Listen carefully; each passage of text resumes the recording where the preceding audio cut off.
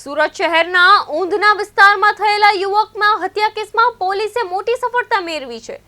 18 મે 2026ની રાત્રે ઊંધના road number 6 નજીક એક યુવકનું નિર્મમ હત્યા કરવામાં આવી હતી।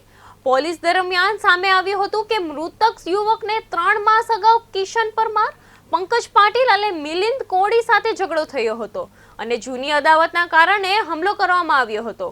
આરોપીએ તક્ષિણ હથિયાર વડે યુવકનો બંને પગ સહિત શરીરના અલગ અલગ ભાગ પર ગંભીર ઈજાઓ પહોંચાડી હતી। ઘટના સ્થળે જ તે યુવકનું મોત નીપજ્યું હતું।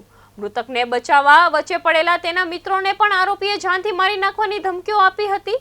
ઘટનાના બાદ આરોપીઓ ફરાર થઈ ગયા હતા, પરંતુ ઊંધના પોલીસ મહારાષ્ટ્રમાંથી 3 આરોપીને ધરપકડ કરીને વધુ કાનૂની કાર્યવાહી હાથ ધરી છે।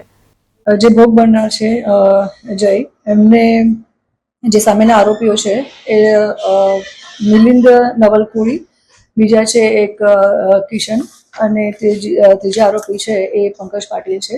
એ લોકોએ ભેગા થઈ અને એના ઉપર તીક્ષ્ણ હથિયારથી ઘા કર્યા હતા।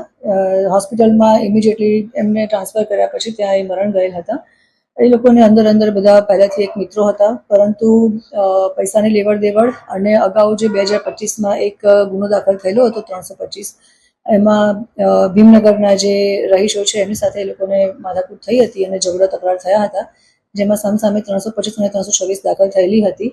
એ બાબતે જે આ આરોપી છે કિશન અને પંકજ અને મિલિંદ, એ લોકો પર જે પાસા થયેલી હતી એ બાબતની અદાવત રાખી હતી। પોતાના મિત્ર હોવા છતાં જયે પોતે કેમ અમારા પર પાસા કરાવી